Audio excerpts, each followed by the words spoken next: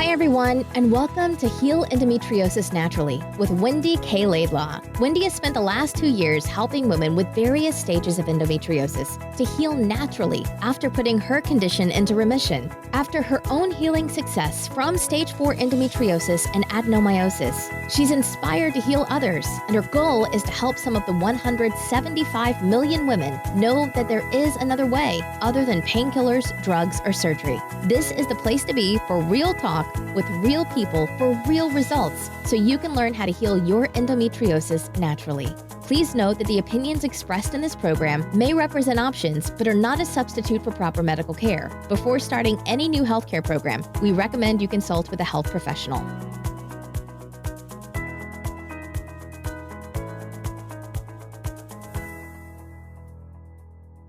Hey, good evening, everyone. Welcome to this week's group, really trying to get to the underlying root cause of what might be stuck.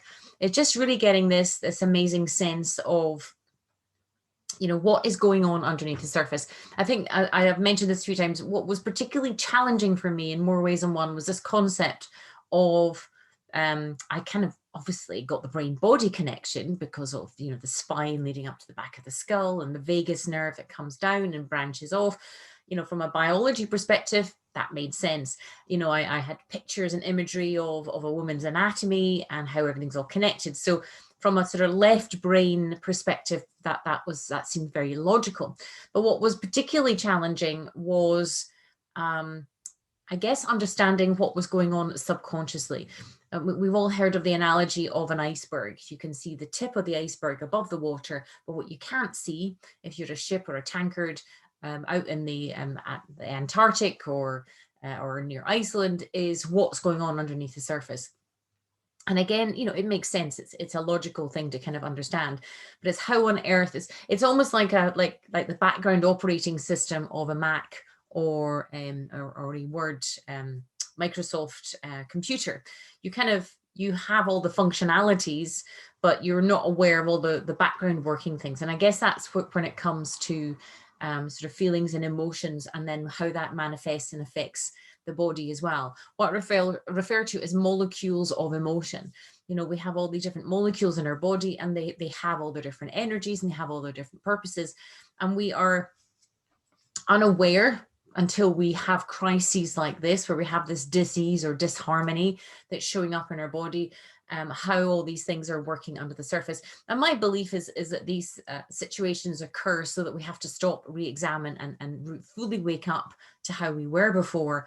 And there's a part of us ultimately crying out to say, we don't want to carry on like this. We can't carry on like this. There's too much going on underneath the surface that we are strongly and willfully trying to kind of ignore or push past through or move away from, because I think that is actually kind of at the root of a lot of deeply embedded subconscious, what I would refer to as trauma.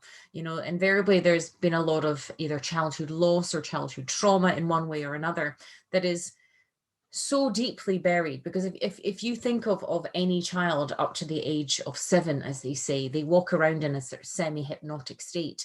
They're just little sponges that are absorbing sort of their environment and the people that are in that environment. What we're looking to do is really try and kind of open up and get a greater sense of what has been happening at a younger age that has perhaps set up background operating systems like in a computer that we don't actually want to have operating anymore. I was speaking to a speaker yesterday. I've got another Ultimate Emotional Health Summit coming up at the end of March. And she was saying it's almost like a virus, isn't it? You've got a background virus and you're kind of functioning okay, but there's just some lethargy, or there's just something going on in the background. And that's what can sometimes happen, when you've got unresolved sense of loss, sense of disruption, upset, trauma. And what is one person's large trauma could be somebody else's small trauma. So it's really, this is what's unique. I don't think our society is trying to stick us into little boxes and we all trying to make us robots, and we all should think the same and feel the same and do the thing. We're not. We're all very unique. Whilst women with endometriosis in particular are, as you know, I call Ehisps, exquisitely highly sensitive people. highly intuitive, sensitive people, our bodies, our minds, our spirit, our soul are far more alive and electric, if you like, to the world and the environment around about us. So it's even harder for a woman like us to feel, feel the pressure of fitting into the tiny little box that society wants us to put into. And this is why there can be lots of dis-ease or disharmony show up in our body, in our heart and in our soul, as it does. It's literally crying out to be looked at, to have a little bit of light shine upon it, so that we can re-examine what we've always thought was a way that we should be, or always thought that that was the way that we should think, when actually, you know, there's great metamorphosis going on inside you during this time. And now there's some fantastic books out there, and there's going to be some more books coming out to you over the next couple of months. One in particular, which is fantastic, and a gentleman that actually had a lot of outright animosity from his peers. And this is very common when you get the odd gem of a doctor who questions his training, questions how his patients or his clients aren't getting well, and really starts to think outside the box.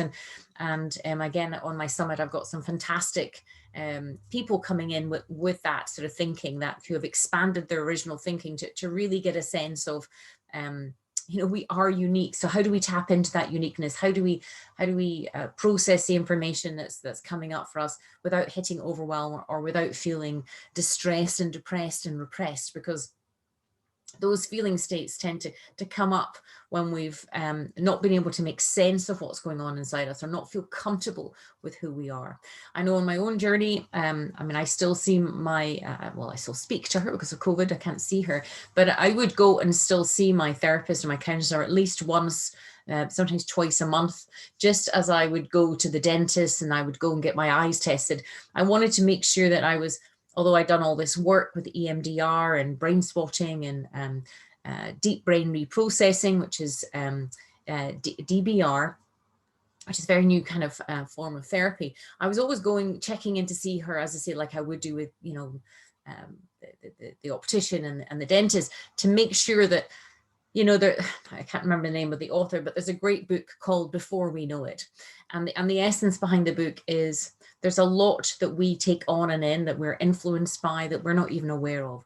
So when we're on this endometriosis journey and we're trying to kind of, I guess, develop acceptance and compassion to where we're at, just acceptance where we're at, but knowing that we have this unresolved, perhaps this unresolved trauma in there somewhere, but we know that we have this unwavering strength, the strength of spirit that's got us to this point. That's what we must hang on to, because that is in abundance within each and every one of us, because we wouldn't be here. When I think back, when I read my journals, and I have to go back and read my journals to remember just how bad I was. And that's why, again, the essence of the journaling is so important, because you are going to forget where you're at right now. You're going to move through it and past it and beyond it, and you're going to forget. Every single woman that comes through my programs forgets. In fact, I'm adapting the program slightly. So at the very beginning, they have to do a video, so that I don't want them to forget where they've come from, because I want them to celebrate the growth and the transformation and the hard work that they put in to get where they want to go. But if you've got, you know, if you've got a lot of pressure coming your way, a lot of fear mongering from various professionals or various parents or work colleagues or whatever, as humans, we want to be part of the pack, part of the tribe. If we feel ostracized or put out by the pack, then there's that overwhelming natural fear of rejection and abandonment, and from a primal level, death if we're ousted out. So this is where conflict comes from. This is where you'll get on this journey. We've all been conditioned the same way, especially as women. We're conditioned to be seen and not heard, to sit pretty with a ribbon in our hair, and not be boo to a goose, not say boo to a goose. We're not supposed to be feisty, strong, enigmatic. And as I say, I've got a couple of people coming into my podcast in the next couple of months. An older woman who is like in her 78th year, yet 27 years ago, she was physically crippled by the shame and guilt that had been projected onto her. And we're actually going to be talking about that next week on the podcast. And it's a phenomenal concept, isn't it? It's like, well, how logically, this is logical brain that goes, but how can that be? You know, I should just be able to dismiss it, or I'm sure it doesn't affect me. But it's not till we start to do the journaling. It's not till we start to write every morning, when our brain is in that not quite awake state, but not quite sleeping. And they call it in certain sort of yoga terms of an alpha state. An alpha state is almost like a sort of awakening, aware state, when you're not sleeping, but you're not fully awake. And what's beautiful about writing your thoughts and feelings at that particular point is you tap into areas of your brain that you don't normally get access to, because once you're awake, you're in busy beta state. I think they call it beta. And then when you're asleep, you're in theta or delta. I think I've got that right. I've tried to think delta is deep sleep, and then theta is tired. And then alpha is when you're coming awake and aware. So our brains are phenomenal. Everybody has said, scientists and all, that we literally couldn't replicate a computer to match what's going on in our head. Now, we know if we're on in this program and this alumni point, and we're really trying to feel it, that is one of the biggest challenges, because up until this point, for how many decades, we've told ourselves we felt too much, we don't want to feel anymore. We've told ourselves, we've beaten ourselves up and told ourselves like we just have to get over it, we have to get past it, it's just a case of willpower. What we're looking to do is almost, I would say, sit at the roadside at this point of the journey. We're not ever going to go back, but sometimes we need to rest at the side of the roadside and just take stock before we move on. I remember a very pivotal point with me. I remember sitting on the stairs, bottom step of the stairs in my home at that time, thinking, I can't stand it anymore. I've just got to forget the past. I've just got to get over it. And I made a decided effort to just shut it down, just put this metal shutter down to it. Now, for me, that was not a very healthy way, because what I did was I suppressed everything again, and I just developed the stronger parts, which were the critic and the perfectionist and the pusher. They just became into overdrive, and then of course I just beat myself up. So it took me a long time. For me, my body put me bed bound, as you know. And I was forced literally to deal with it, because there was no amount of willpower was getting me out of bed. There was no amount of willpower that was enabling me to stand on my feet. I had to literally crawl on all fours for a long time. I was so physically ill and so sick. And as I say, it's bizarre concept to think it's what is going on deep down in our subconscious. So how do we tap into that? As I say, I started off by telling you about this particular doctor who is phenomenal. And as part of your homework for next week, I'm going to be giving you I'm going to be paying for you to watch this documentary, because it's phenomenal and really fabulous. One of his books was quite pivotal, especially with my fibromyalgia, which I was crippled by. The pain was indescribable. It was worse than the endometriosis pain, which by this point I'd been able to put in remission, but I was still troubled with fibromyalgia, chronic fatigue syndrome, and mitochondrial dysfunction and thyroid issues, amongst a whole host of other things. So one of his books was very pivotal to me, and it was explained in such a way that it wasn't condescending, it wasn't patronizing, it wasn't trying to put you in a box like some of the medical field make you feel like it's all in your head, like you are somehow going crazy and you just need to sort of snap your fingers and you'll be out of it.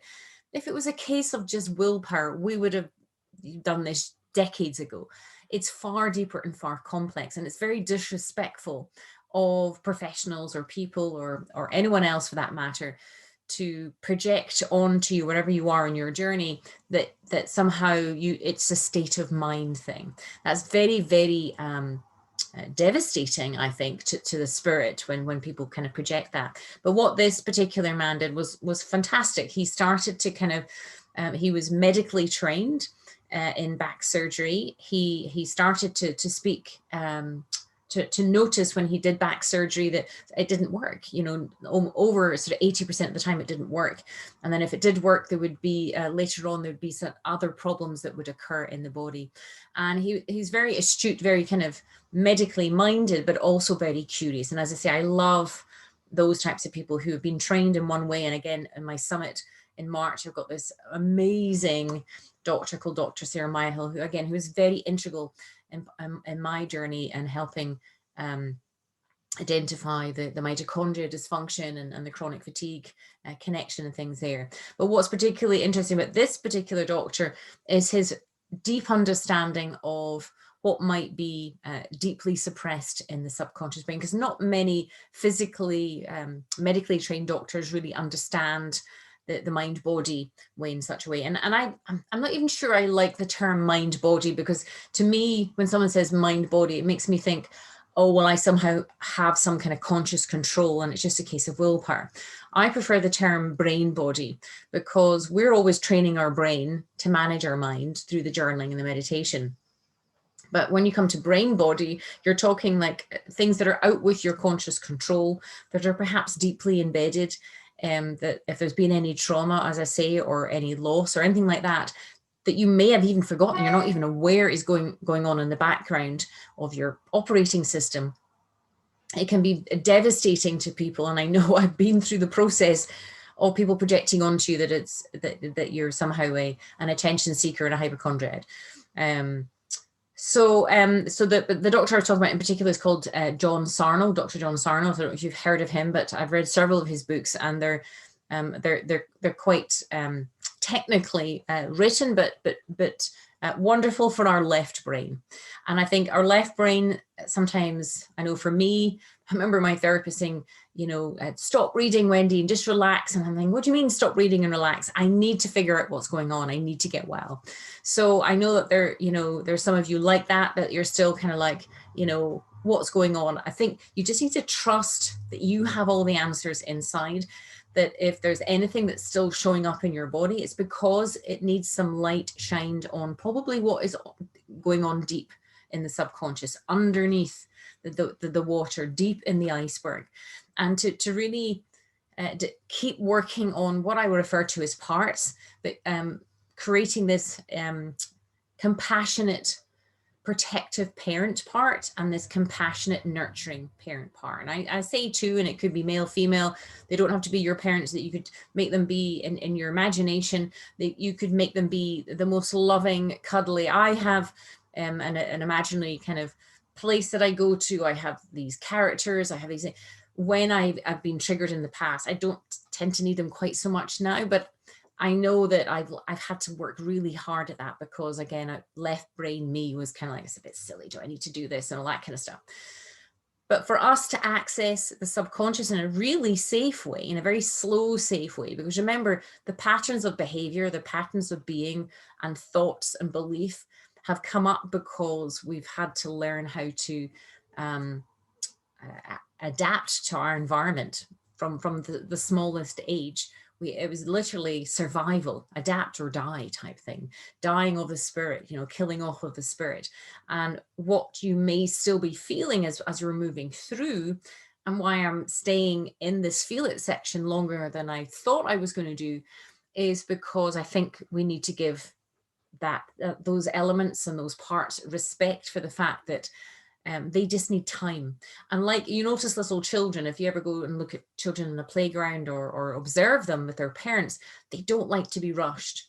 And what we're doing again is part of the work that we're doing here is the recovery of the inner child.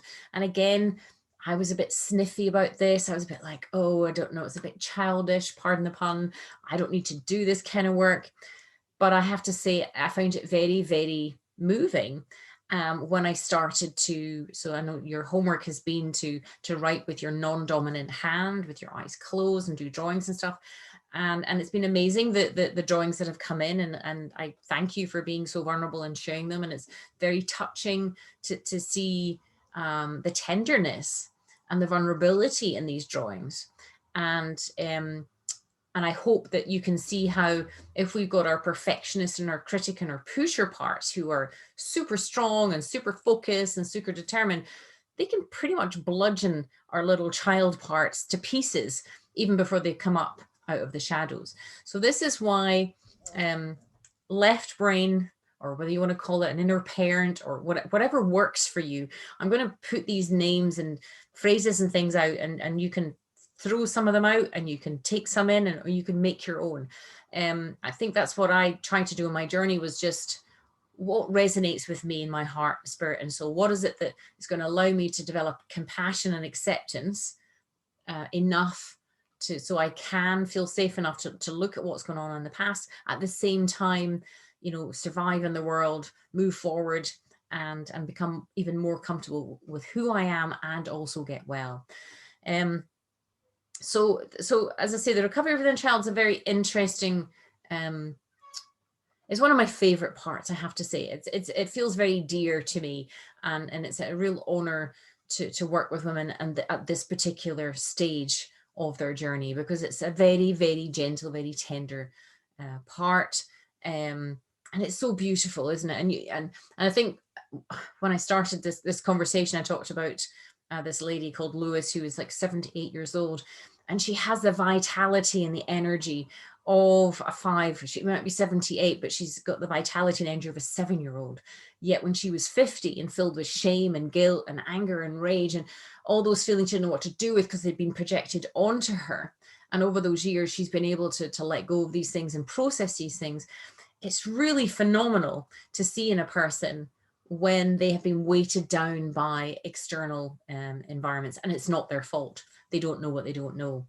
But I believe that you're here because a part of you does know. It might be a small part, it might not have a huge voice yet, and you may not feel totally convinced, have faith in it, understand it, but something's having you here, and that's the part that we're speaking to. So we speak to that part with both brains, with both parts of our brain. What we do is we give it the education that it needs from the science and from the biology and the physiology element, because that is left brain, and we're a very left brain society. And then what we're doing with the inner child work is we're bringing in right brain. And right brain is more pictures, sensory, and feeling. And when you think back to when you were little, you didn't have words for the first 2 years of your life. You were just a sensory thing, a little sensory wee being, toddling around, trying the best you can, you know, to understand this very noisy and overwhelming world, desperate just to connect. I see it with my puppy, Poppy. She's just so beautiful. She's a wee chocolate Labrador. And of course, I've been training her over the past couple of months. I've had her. And I see even in her, just her little earnestness. And she's so eager to please. And she loves being around. She hates being on her own. You know, she's a little monkey at times, of course. And I'm having to obviously put boundaries and things in place with her, as I'm sure parents did with us as well growing up. But what if your parent was just maybe ill, or there'd been a tragedy in the family, or there'd been some issues that they weren't able to give you the time and attention that you needed? What if you internalized that as there was something wrong with you? What if, you know, as a little child, there was other events that happened and you felt lost and alone? And children are known to take on the responsibility of when things go wrong. They're so innocent, they're so sweet, and I have to say, you know, my daughter is a primary school teacher, and I think what I love about the work that she does, which she does so brilliantly, is being reminded of the very innocent approach to life, the very kind of almost black and white thinking that they have. Yes, they have a very colorful imagination, but when they're trying to make sense of things, or what they sense is fair, it's very simple in its approach. So that's what we're kind of looking to keep opening ourselves up to. I guess that's what I'm trying to say. We don't have to sort of rule it out or rule it in. We're just, okay, so there might be something in this. So what's going to be coming out to you in the next couple of weeks is this book, which is amazing, called The Divided Mind and the Epidemic of Mind-Body Disorders. As I say, I'm not a huge fan of mind-body. I prefer brain-body, because I think from my brain, what works is, I mean, we only use, we don't use, I think it's 1% of our brain supposedly, but there's 90% unconscious or subconscious, and there's only, say, 10% conscious. So again, what he does do very eloquently is express and explain kind of, you know, I mean, he was born in 1923.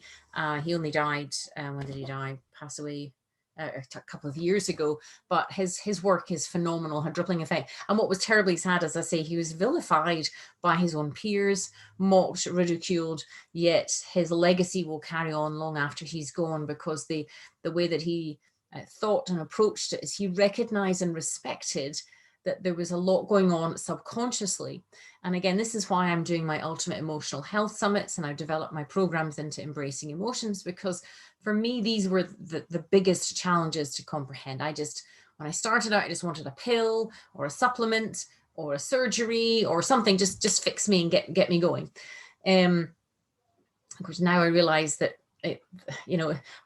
there was one doctor saying, the problem is our society now, do you want to just take a pill, or do you want to spend time journaling? Do you want to spend time meditating? Do you want to spend time, doing a little bit of exercise and contemplating what might be wrong? We're in a very fast-paced society now.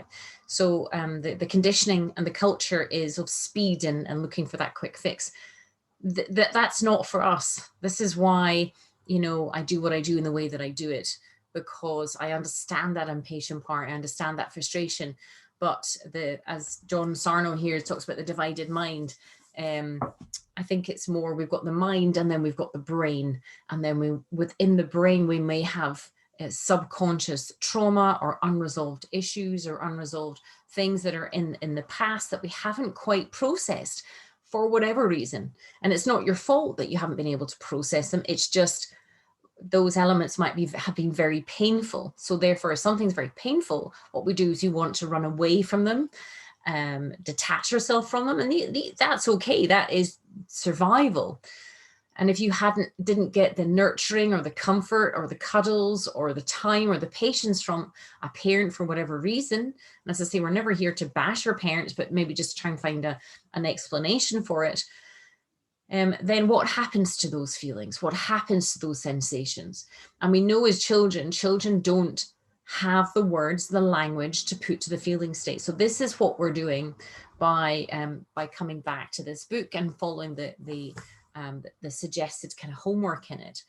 And I'm going to keep encouraging you to keep drawing your feelings, be it angry ones. What's very interesting about John Sarno, I love it, totally love it, is he talks about how it's a condition called tension myositis, which is basically when there might be feelings, unpleasant feelings that aren't accepted in society, like anger and rage, that are suppressed and shut down.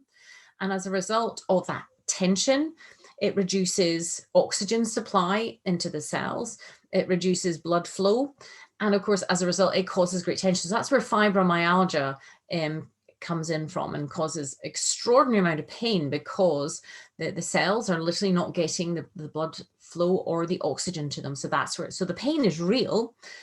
And this is where we're really starting to get down deeper. I mean, I would say probably about 6 months ago, I had quite a revelation about a family member. And anytime I was around them, I had terrible neck, head, and shoulder pain. It was like a knot. It was like a golf ball knot in my shoulder that would appear. And I had to work with my therapist on, I had to do some visualization and things, and it's gone now.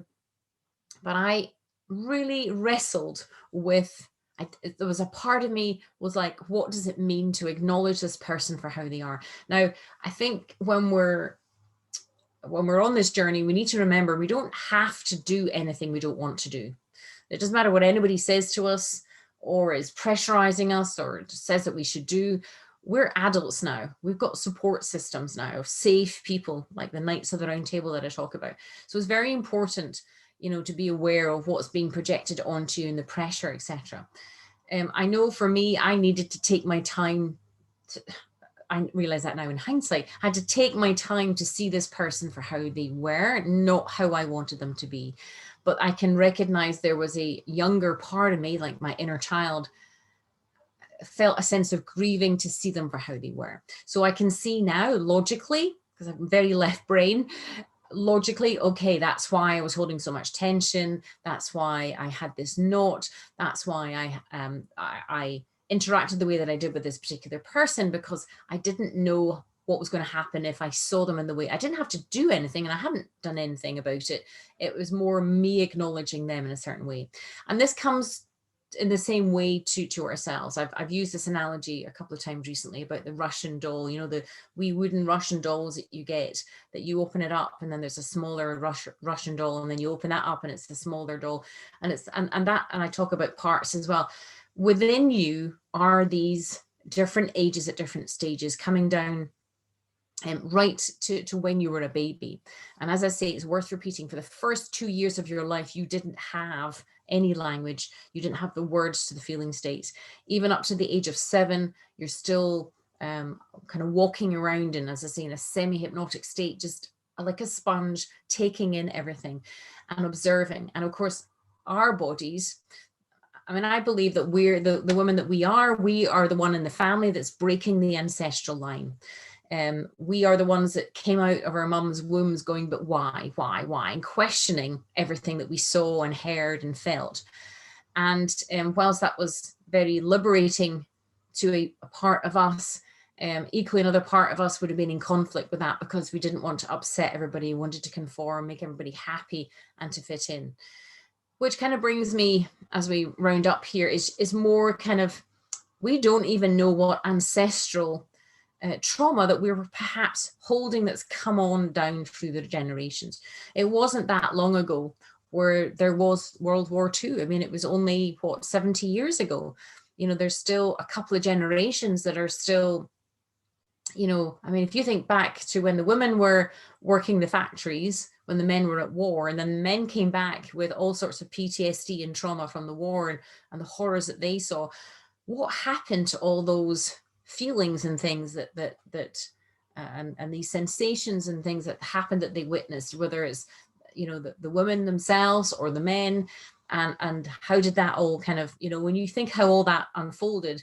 And then in the 1950s in America and Britain in particular, and in Europe, women were heavily marketed to and influenced to get out the factories, don't work, stay at home, be chained to the kitchen sink, produce babies, put a ribbon in your hair and cook your husband's meal. So they'd gone from, you know, what, I don't know, 20 years or so of, you know, taking care of other people in a productive way, in an environmental way, in a business way. Even in the 1970s here in the UK, women had to give up their jobs when they married their men. And the reason I'm sharing all that is, I don't know what's stored in your body that you would have taken on from your great granny, your mother, and that's come down to you over and above what might be going on there subconsciously. So there's a little bit to unpack. We don't always do it quickly, even though I'm sure there's a part of you that's like, just get it over and get it done with. That's one thing I was very thankful for having the counselor and the therapist that I have, is she was wavering 100% acceptance of me where I was at. And I think that's what I say to you is, it doesn't matter. You're not comparing yourself to anybody else. This is you and your journey. What you are going to do is just make sure that you are continuing to journal every morning as you wake up. That's the key. Remember, you're in that kind of awake, aware alpha state where you're just not fully conscious yet. You've not put the mask on for the day. The brain, the mind hasn't got fully sort of chirping yet. You've got access to your brain. And this is the beauty of the journaling. It is transformative.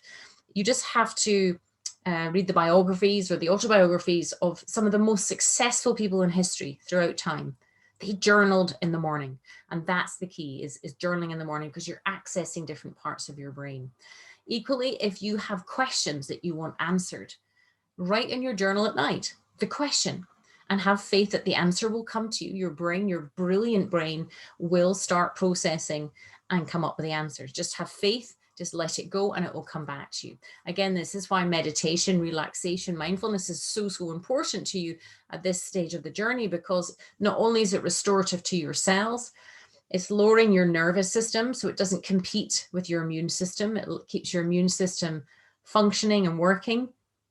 Your central nervous system isn't constantly turned up like a dial. We have to keep that turned down and lower. But also, it allows us to get into the deeper parts of the brain.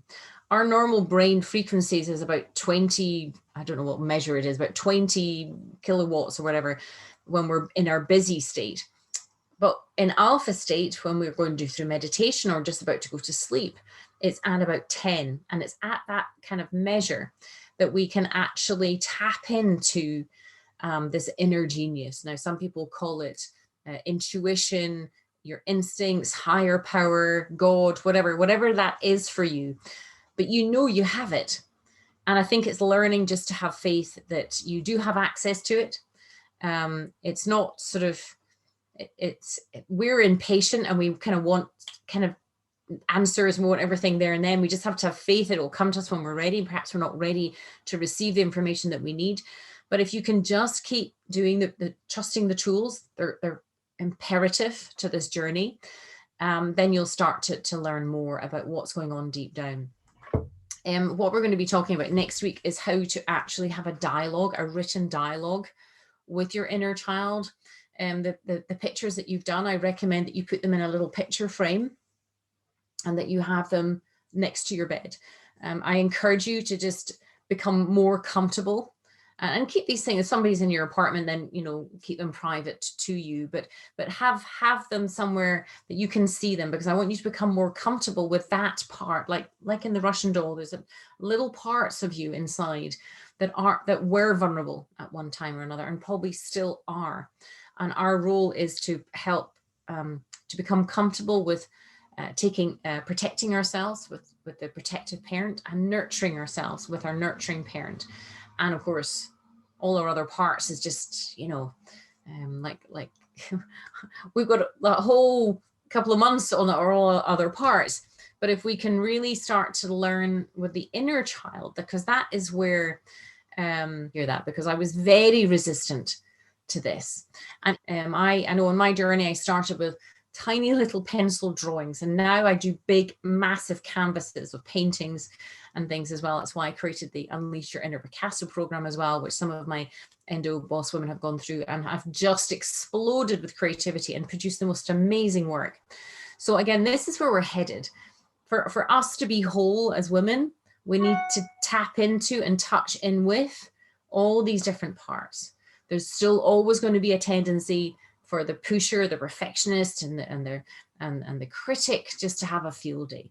And we don't want rid of those parts. They're amazing parts. What we do need to do is bring them back into balance so that we can lower our nervous system. We can start the self-supportive element, because nobody else is going to come rushing in and help you here. Nobody else has got the answers. Only you have the answers. The key thing is just keep tuning into your instincts as to what is resonating with you, whether it be from a spiritual perspective, from a biological perspective, from a psychological perspective, or an emotional perspective. I don't know what it is that you will need, but part of the journey is you learning to listen to yourself in a whole new way so that you can get everything that you need to heal. Mind, body, spirit, and all. Right, well, that is me for this week. Till then, keep well, to your health. Bye. Enjoyed that podcast. As you know, the second edition of my book, How I Ended My Endometriosis Naturally, is due for release on Amazon this coming Friday, the 12th of March. So make sure to mark your calendars. There's going to be 50% off the price of the paperback book for one day only, because I believe it's so important to get this information into your hands. Even if you've read my book before, it has been fully revised and updated. It's got new additional chapters and a whole bibliography, as well as doctors' testimonials and foreword and quotes and things as well. So really want you to learn the power that you have within yourself, and what you can do moving forward with this information. So as I say, make sure to mark your calendar. Friday, the 12th of March, it'll be available on Amazon worldwide at 50% off for one day. So do let me know what you think of the updated version. I look forward to hearing from you. And until then, to your health.